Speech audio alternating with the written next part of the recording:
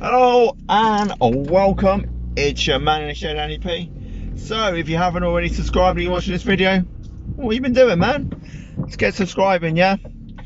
So let's get myself out of the car park, like you do. Make sure there's nothing coming. So, how are we? I hope we're all well. What are we gonna talk about today? So, we're gonna talk about the potential of some new Olympic sports, but we don't want them to be 100 meters because everyone likes the 100 meters. It's great, it's over in 10 seconds. One thing I did find impressive at the current Olympics is your boy Adam Peaty. He's a British breaststroker. He won the 100 meters, I think it was, or it might have been the 200 meters. We have a swimmer from off of 1980, Adrian Morehouse, another breaststroker. He smashed his Olympic time by over 4 seconds at the same time. Could you imagine if somebody had the ability in the 100-meter sprint of smashing 4 seconds off of the time from the 1980 Olympics? Don't know what that time was. I imagine it would have been around 10 and a half seconds. If you smash 4 seconds off that, it would mean 6.5 seconds or less, which would be unreal. So, you know, I know swimming it takes a bit longer, but to beat it by 4 seconds is unbelievable. And well done to Adam Peaty. We've done really well in the pool this year. I'm talking about Team GB here. I'm sorry, the rest of the world, I understand that it's not all about Team GB, but that's who I'm interested in, being British. And there are other teams out there. Japan are doing very well, but I'm just going to discuss Team GB for the Olympics because that's the team I'm supporting, that's the team I care about.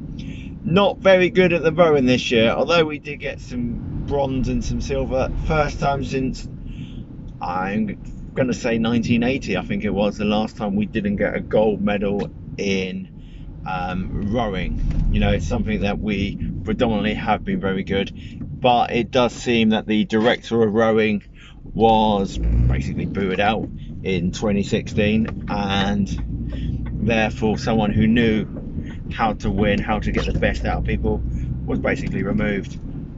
To me, that seems a bit silly.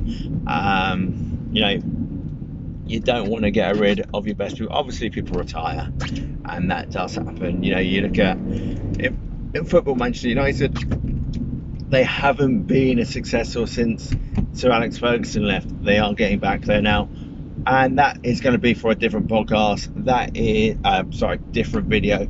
That is for my Premier League video, which is coming shortly. My preview of the season. I will try and get done. Well, the season starts on the 14th, so it's got to be done by then, hasn't it? And we will get a weekly Premier League review. I will be on holiday actually for the first week, so it might slip by and I won't do it. I might do a quick one whilst the wife's doing something different. I don't know. We're trying to get you a Premier League review, but the proper ones will start once I get back from my holiday and I have time to actually film and do it. But I am looking forward to the start of the Premier League. It's not been long since the Euros and the Champions League, so you know, that's the thing with the football, it's on a ever repeating circle. Will be interesting to see what they do, not this coming season, but the following season when we have the Winter World Cup. Why was that offered? Oh yeah, oil and money. That's the only reason there's a World Cup in Qatar. Didn't mind so much there being a World Cup in Russia because Russia are actually a football nation. You cannot say Qatar is a football nation. It's in the middle of the bloody desert. Let's get real, FIFA. We don't want it there. We want it in a football country. Even the US, you know, they play soccer. They enjoy football. It might not be a national sport, but they play a lot of it, and at college it is extremely popular. So don't have a problem with Russia, with America having it, even the Canadians. Mexico, it's very popular. So Yeah, I don't have a problem with it going to the North Americans. I don't have a problem with it going to Asia, because there's a lot of footballing nations out there. You know, if it was to go to China, well, they've got an up and coming league. You know, they pay a lot of money, and I wouldn't mind China necessarily getting the World Cup. They're not going to win it, are they? Let's be fair. But you know, they do have some good players in their leagues, which is good. But for me, yeah, let's just try and get ourselves out here. That looks good to me. Yep, so we just sneaked out there. I don't see the point of pulling out too early, because it just takes longer to get through. I'm going to come off in a minute anyway, so it doesn't really matter. But yeah, I don't mind it going to someone like China, where they do actually play football. Japan and South Korea, that was a good World Cup actually. I enjoyed that. The football being played when it was meant that you could get up, watch a bit of football, and then have the rest of the day to yourself. And yeah, I enjoyed, like I say, I did enjoy, apart from England going out and being rubbish, I enjoyed that World Cup to a degree. Certainly better than some. Didn't even watch the final of the last World Cup. I was so peeved with England getting knocked out. But there you go. What else have we got to talk about then? So we're going to go back to the Olympics. So we were looking at putting in some new sports, potentially. Okay, so this year we've got mountain biking and we've got BMX and skateboard. Fantastic. These are absolutely brilliant. And this is what's going to get the youth interested. So what I'm thinking is, why don't we do an esports Olympics? You know, we could have FIFA at the Olympics. Do you imagine? Or GTA, Grand Theft Auto Olympic special. So you could have it so you've got 20 teams all in there, all going up against each other, and you got snipers and all sorts. That could be quite amusing, to be fair. What else? You know, Call of Duty, again, that's quite similar, I suppose, in a way. Obviously, you can't nick cars and smash into people. What I love about a game like GTA, I don't mind it. I don't really bother too much with the missions. It's quite fun just to go around and beat people up and try and find the people who are doing stuff, and try and nick helicopters. It's a bizarre game, but I can understand why certain people try to get it banned. But come on, people who say, oh, I did it because I can do it on GTA. No, that's not an excuse. You can't blame GTA or Call of Duty for your school shootings, you know.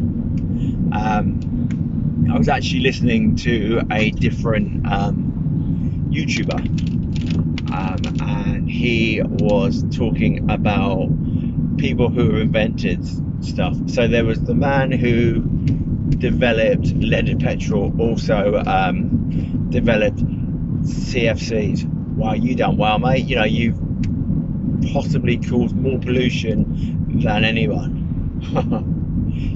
There was a thing on the news yesterday telling us that climate change is definitely here, and very soon we will be getting heat waves of over 40 degrees plus, which is so bad for you, because in the evenings it just doesn't cool down. And let's be fair, you know, you have a country like, let's say, Australia or North America, certainly the west coast of North America, where when it gets to extreme heat, you know what it's like over there. Us in England, you know, we get much above 25 degrees and we're struggling. You know, it's like a spring day for you, but you know, it's quite heavy for us if the weather is a bit rough. So yeah, that's strange. I do remember working once in a hotel, and I am going to say the Four Tops could have been a different band. Anyway, they're from LA. They come from LA, and it was a nice summer's day. It was probably about 25, 26 degrees outside, and I was working in a hotel as a duty manager at the time. And the man rings down and goes, "Oh yeah, is it possible to get a heater?" Sorry, can I get a heater? So, yeah, sure mate, whatever. I don't think we're gonna worry about being out of heaters on a day like this. So I take him a heater, and I'm like, "There's your heater. Do you really need it?" He goes, "Well, I'm from LA. It's 110 degrees in the shade in LA. So yeah, it's a bit cooler here. For me, it was crazily hot, but he needed a heater. And that's the thing though, surely if it's hot outside, you know, I know you're from LA and it's super hot, but surely you can still find it quite hot. You can't just go everywhere and think, oh, it's going to be like that. What would it happen if he went to Antarctica or came here in the winter? Imagine coming here in the winter. I went to New York a few years ago and it was February, so it was about the coldest time that it could get there. And the thing is, in America they work in Fahrenheit rather than Celsius like we do in proper normal countries. Hello America. No, I'm not gonna slag off the Americans because that's 25% of my public. How you doing, America? Good old Yankee Doodles. Anyway, so we went to New York and they're working in Fahrenheit, which doesn't really make sense to us when we work in Celsius. So trying to figure out exactly what the temperature is. Although I say that, it is quite amusing how the weather over here. So if it gets hot, it's 90 degrees in the shade. That we understand that's hot, okay, but 33 degrees, I know it's extremely cold. We're looking at about -5 Celsius or something like that, but it just doesn't seem the same because it's not an extremely low number, if you understand what I mean. Although technically Fahrenheit makes much more sense really than Celsius. It's just that we've been brought up on Celsius rather than Fahrenheit. Another thing, okay, you're thinking, oh my god, what is this man rambling on about?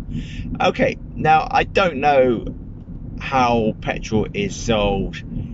I know how it's sold in France and across Europe. I don't know how it's sold in the US. If anyone wants to leave me a comment on this one, see if this one makes any sense. Mind you, we are about 12 and nearly 12 and a half minutes in, so no one's actually going to bother watching this far. But when it comes to petrol or diesel, doesn't matter, both sold in the same in the UK.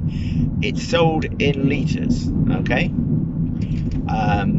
And we know what it is in litres. Why is it that petrol stroke diesel is sold in litres, but we're told how far a car can drive in gallons? So a gallon, if it was say 4 gallons, so 1 gallon was 4 litres, well, that would make sort of sense, but it doesn't add up like that. So why the hell is it sold in litres and, oh, this car does X amount of miles to the gallon? Well, who cares? What does that mean? What does it mean in litres? Don't tell me in gallons, tell me in litres how much it does. Am I the only person who thinks that is ridiculous, to tell us how many miles you can get from a car in gallons, but yet petrol stroke diesel is sold in litres? Am I crazy? Am I being a bit thick here? No, I don't think I am. I think what I'm saying is do it in litres because that's what it's sold in. You know, it's a bit like when you get your new, oh, we can offer you X amount for your electric, which is blah blah blah. Why is it that you're telling me a different rate to another company? How am I supposed to possibly work it out? It makes no sense. Go and sort it out. Behave yourself, you stupid people. Am I wrong there? Am I wrong? I don't think I am wrong. Anyway, you're thinking, Andy, this was supposed to be on the Olympics. You started on the Olympics and now you've got on to energy prices. How does that work? I don't really know. I do sort of ramble and think, you know, probably if I watched this video back, I'd think, what the hell was that all about? It's quite amusing because when you get home and you think, right, I've got to write a description for this video, don't really want to listen to it again because it was a load of rambling. Maybe that's why I don't have many watchers on my videos, because it's just a bunch of rambling nonsense. I know I do have Princess Dominic, who is a avid watcher, Anyway, we are going to do a quick ad break in the video. Well, I say it's an ad break, it's actually a break where we are going to insert a review of a different YouTube channel. Oh no, they all say. It's bloody Knights of Hants again from Ariel. Yes, it is my old pal Ariel at Knights of Hants. Ariel, make sure tonight when you go to picture, you video it, and we want to see it tomorrow or even tonight on the old YouTube. This is what I'm putting in here. Okay, so Ariel is my friend. He is from the Philippines. He has a channel known as Knights of Hants. You've all heard me talk about this if you've watched any of my videos before. Not many of you have, but that's not the point. So, if you want to see, mind you, he doesn't do much of him dressed as a woman anymore. Can't think why. But he does like to do live streams, which are always quite entertaining. He does quite a lot of cooking, which is good. And you can learn a lot from different culture by learning how they actually cook, and you can just tell by the love he puts into it that it's actually going to taste good. Hopefully it tastes better than they look sometimes, and that's not me slacking off Ariel's presentation. That is good home Asian cooking, and there's nothing wrong with it, and you know it's going to be tasty because it's got things like ginger and garlic and chilies and all the yummy things that I love in life. So it's going to taste absolutely banging. And the good thing with a lot of it is it does also have a lot of fish in there, but not just your normal cod and haddock and salmon that we possibly cook in this country. He puts in a lot of prawns and crab and octopus. Who cooks octopus? And calamari. Who really cooks squid in this country? Not many of us. It's surprising how much our fishermen actually take out the sea that we then export to other countries, which is a bit sad really, because we have an absolute fruit de mer from the sea, fruits of the sea, and we sell it to Spain and France, and they get all the joys of it. It's a shame that we don't take a little bit more care in what our fishermen are doing and actually eat some of it, and we might actually have a healthier diet than we actually do. But again, we're not going to talk about health today because that's one for another day. But some of the prawns that we actually send away, it's criminal. We should be ashamed of ourselves because we don't allow ourselves to buy the fantastic langoustines that some of these Scottish fishermen and others actually bring in. Yeah, so quite now how we got into fishing again. Yeah, it's a ramble. Hey everybody, Andy's rambling. Who knew? So where were we? Where are you going, dickhead? After me, I think. Sort of think, oh, I should come out for. No, you shouldn't. Just wait there, idiot. I'll tell you when you can come out, stupid man. When I've gone past. Yeah, so I forgot where I was now. So should we go back to the Olympics? So, as I was saying, Olympics is on at the moment. So I am actually trying to watch for the Olympics. I do believe I missed the 10,000 meters, which is all, all right, mate, you got enough road. Which is always a good event. Obviously, we don't have some Mo Farah. Always a possibility that it could be a Kenyan or an Ethiopian winning the 10,000 meters this time without Samo there. What other athletics events do we look forward to? Well, I always like the high jump, and that is pretty much because Owen, my stepson, did high jump, and I understand quite how complicated it is.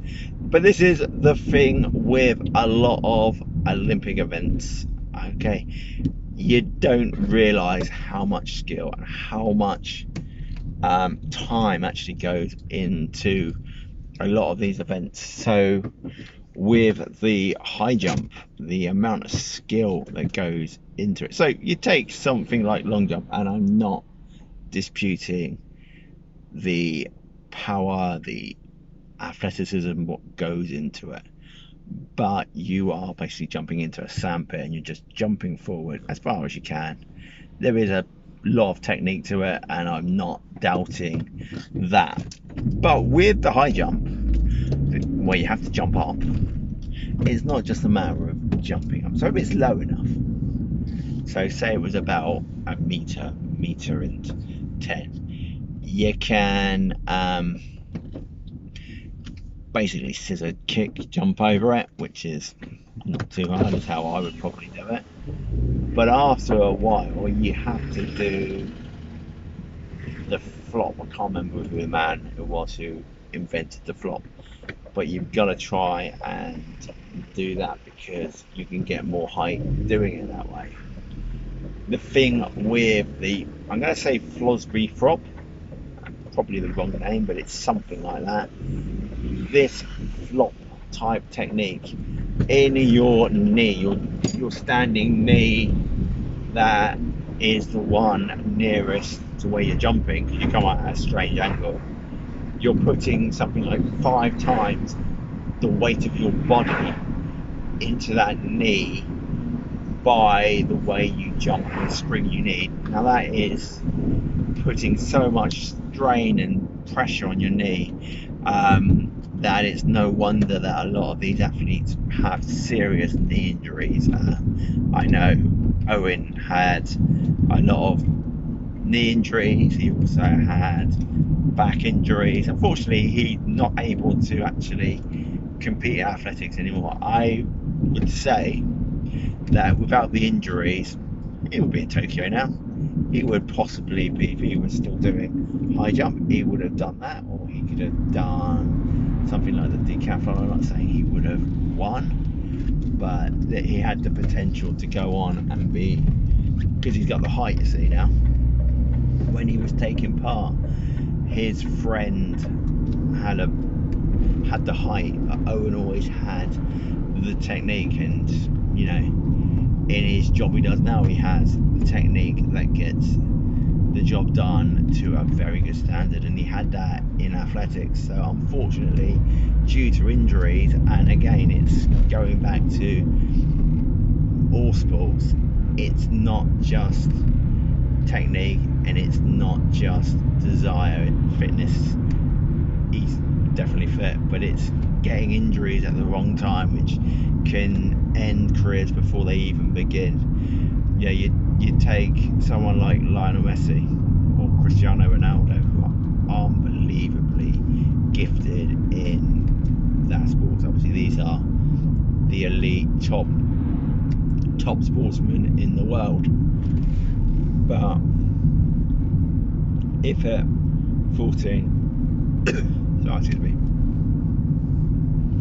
if at 14 or 15 they got a serious injury, it is possible that they wouldn't have made it, and they may not have become the superstars that unquestionably they have become. Now, oh, there's traffic, who knew? But obviously they have gone on to become two of the greatest sportsmen of all time, which, you know, for us who get to watch them is fantastic.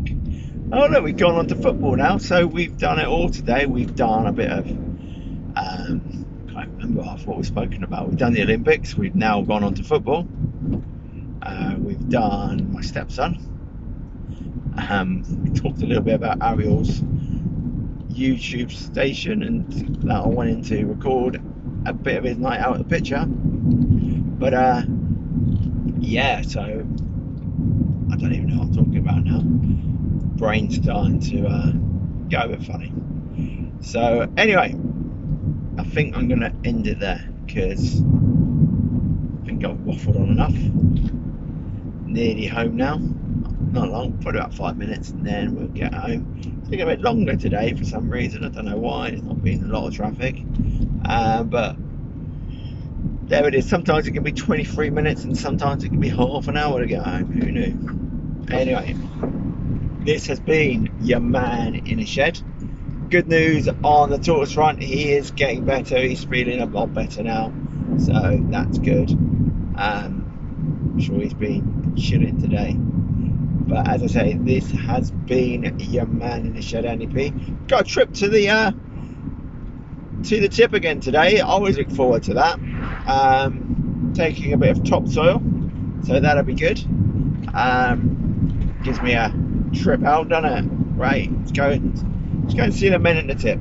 Went yesterday, got rid of a load of crap because we're decorating the bedroom at the moment, trying to make that look and feel a bit better. Soon we're gonna have a new cupboards in there, so that is something to look forward to. I will show you some pictures of it afterwards. But there you go. This has been your man in the shed, NEP. Hope you're all well. See you, pals. Oh no, there's a traffic jam.